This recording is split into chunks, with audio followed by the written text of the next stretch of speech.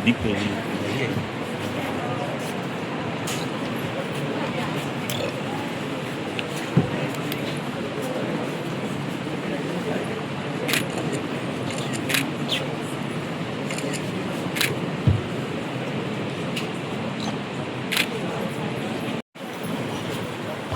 Rupali Chakankar madam अध्यक्षा महाराष्ट्र राज्य महिला आयोग यांचं नुकताच या ठिकाणी आगमन झालेलं आहे।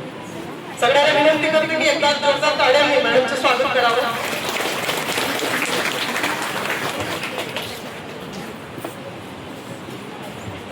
माझी विनंती आहे की कार्यक्रमाचं विधिवत उद्घाटन सावित्रीबाई फुले यांच्या प्रतिमेला माल्यार्पण आणि दीपक प्रज्वलन करून करावं।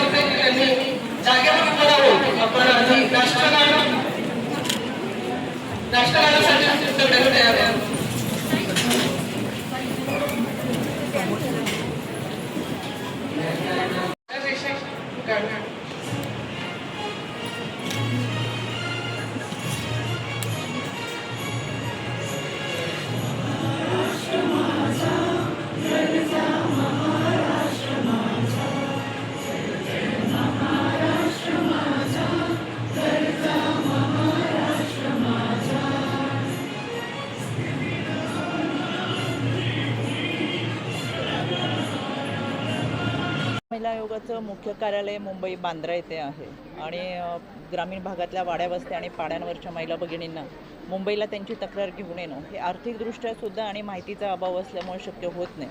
त्याच्यामुळे मुंबईत न येता आम्हीच त्यांच्या ठिकाणी जिल्ह्याच्या ठिकाणी जाणं, तालुक्याच्या ठिकाणी जाऊन जनसुनावणीच्या माध्यमातून या महिला भगिनींच्या तक्रारी जाणून घेणं यासाठी या जनसुनावणीचं आयोजन केलं।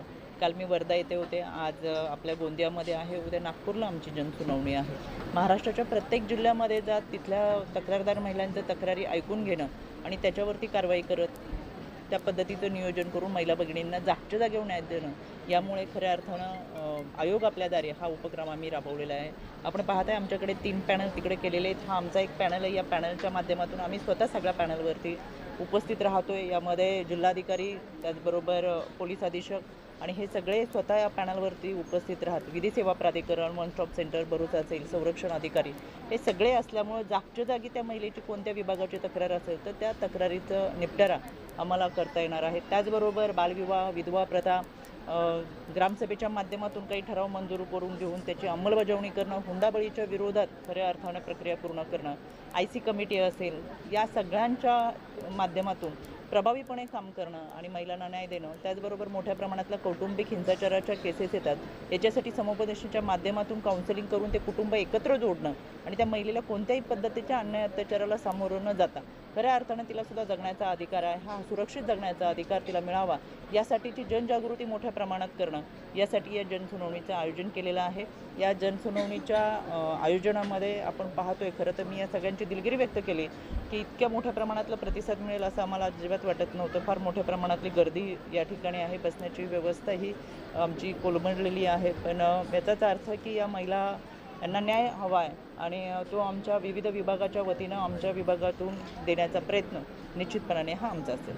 महिलांची ज्या पद्धतीने आज गर्दी आहे, म्हणजे महिलांच्या समस्या आहेतच, आज आपण आढावा घेतला, याच्यानंतर प्रशासनाला तशा काही सूचना करणार आहात का की दर महिन्याला किंवा आठवड्यातून एखादी वेळी त्यांच्या समस्येचे निराकरण? आम्ही खरं तर आढाव्यासाठी जरी आज आम्ही आलो असलो तरी प्रत्येक महिन्याला आम्ही संबंधित विभागाकडून आमच्याकडे अहवाल मागून घेत असतो।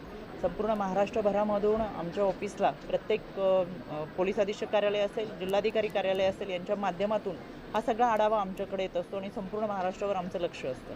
त्याच्यामुळे कोणत्याही घटना घडत असताना आम्ही प्रत्यक्ष त्यांच्याशी संपर्क साधत असतो।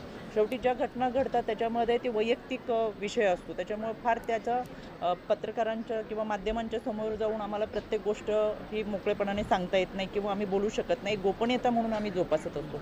त्याच्यामुळे आमच्या मुख्य कार्यालयातून संबंधित विभागाशी सातत्याने पत्रव्यवहार होत असतो आणि याच्या कारवाई करावी यासाठीचाही पाठपुरावा होत असतो आणि त्या कुटुंबाला, त्या व्यक्तीला न्याय मिळवून देण्याची भूमिका ही आमची पोलीस प्रशासन असेल, आमचं जिल्हाधिकारी कार्यालय असेल, जिमोबा असतील यांच्या माध्यमातून आम्ही पार पाडत असतो.